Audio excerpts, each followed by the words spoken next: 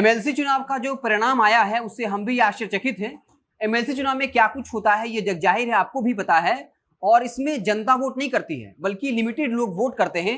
और वोट कैसे होता है ये सबको पता है। नीतीश कुमार का ये बयान था जब उनसे सवाल पूछा गया कि एमएलसी के चुनाव में भी जेडीयू तीसरे नंबर की पार्टी बन गई है, जिसके बाद नीतीश कुमार ने कहा कि आप लोगों को तो पता ही है कि ये चुनाव कैसे होता है, इसमें जनता वोट नहीं करती है बल्कि कुछ लिमिटेड लोग वोट करते हैं। यानी वो इस तरफ इशारा कर रहे थे कि एमएलसी के चुनाव में पैसा का खूब उपयोग होता है, तो इसलिए कहा कि इसमें जनता वोट नहीं करती है, लिमिटेड लोग वोट करते हैं। और हम भी आश्चर्यचकित हैं जो चुनाव के नतीजे आए हैं। आपको पता होगा एमएलसी का जब चुनाव आया एक बार फिर से जेडीयू तीसरे नंबर की पार्टी बन गई। ये अलग बात है कि इस वक्त विधान परिषद में जेडीयू सबसे बड़ी पार्टी अभी बनी हुई है।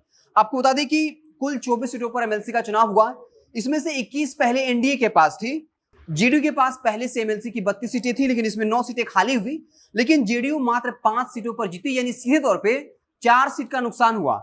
वहीं बीजेपी के पास पहले से 27 सीटें थी और 12 सीट खाली हुआ और बीजेपी ने जीत दर्ज किया लगभग 7 सीटों पर, यानी 5 सीटों का नुकसान हुआ। वहीं आरजेडी के बारे में जान लीजिए। आरजेडी जो है उसके पास पहले से 7 सीटें थी, 2 सीट खाली हुआ, लेकिन ये 6 सीटें जीत गई। मतलब आरजेडी को 4 सीट का फायदा हुआ। एक तरफ जहां अगर हम जेडीयू की बात करें तो इसे जो है 4 सीटों का नुकसान हुआ, बीजेपी को 5 सीटों का नुकसान हुआ और आरजेडी को सीधे तौर पे 4 सीटों का फायदा हो गया। उसके बाद भी अगर आप आरजेडी की तरफ से देखें तो महेश्वर सिंह हो, गुलाब यादव हो, राजबल्लभ यादव के भतीजे हो, इनको आरजेडी ने अपना समर्थन नहीं दिया था। एन वक्त पर उनसे किसी और को समर्थन दिया था। अगर आरजेडी इन 3 लोगों को समर्थन देती तो कम से कम, क्योंकि ये निर्दलीय अगर चुनाव जीत कर आए हैं, निर्दलीय, तो अगर आरजेडी समर्थन करती तब एक बड़े मार्जिन से, चाहे महेश्वर सिंह हो या फिर गुलाब यादव की पत्नी हो या फिर अशोक यादव जो राजबल्लभ यादव के भतीजे हैं, जो साफ तौर पे कहा भी है कि हम आरजेडी में शामिल होंगे या नहीं, ये फैसला राजबल्लभ यादव चाचा का होगा।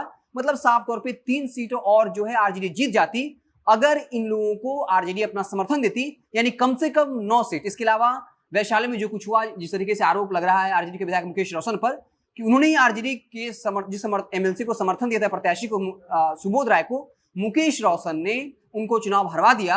सुबोध राय ने खुद ये बात कही कि मुकेश रोशन ने उनको चुनाव हराया है, वो हारे नहीं, उन्हें हरवाया गया है। यानी अगर आप ध्यान से देखें तो आरजेडी आराम से, अगर वितर्कघात नहीं होता और समर्थन देने में हेराफेरी नहीं हुई होती, तो कम से कम जो है आरजेडी वो 11 सीटों पर जीत दर्ज कर ली होती। हालांकि फिर भी आरजेडी का परफॉर्मेंस काफी बेहतर रहा।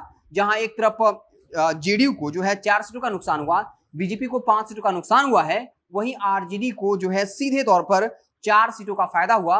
और 3 लोगों को अगर आरजेडी समर्थन कर देती, चाहे महेश्वर बाबू हो, गुलाब यादव की पत्नी हो या अशोक यादव हो, तो कम से कम आप समझ आइए कम से कम 10 सीटों पर आरजेडी जीत दर्ज करती। वहीं सुबोध राय के साथ जो कुछ हुआ, अगर पार्टी के अंदर वितर्कघात नहीं होता तो 11 सीट पर आरजेडी के जो प्रत्याशी हैं वो चुनाव जीतकर आ जाते। हालांकि बता दें कि आरजेडी की अच्छी खबर एक और ये भी रही कि राबड़ी यादव की जो विधान परिषद में नेता प्रतिपक्ष की कुर्सी है वो भी बच गई, क्योंकि नियम के अनुसार कम से कम 8 एमएलसी होने चाहिए। और चूंकि आरजेडी के पास पहले से 7 सीटें थी और 4 सीटों का फायदा हुआ, यानी कुल एमएलसी 11 है, तो स्वाभाविक तौर पर राबड़ी देवी जो है वो नेता प्रतिपक्ष बनी रहेंगी। नीतीश कुमार ने जो है हार स्वीकार की और कहा कि वो भी आश्चर्यचकित हैं, और लेकिन ये भी कह दिया कि आपको पता ही है कि चुनाव कैसे होता है, यानी पैसों का खूब खेल होता है, वितर्कघात होता है। और कहा कि इसमें जनता वोट नहीं करती है बल्कि जो लिमिटेड लोग होते हैं वो वोट करते हैं। वो किस आधार पर वोट करते हैं ये तो आपको पता ही है।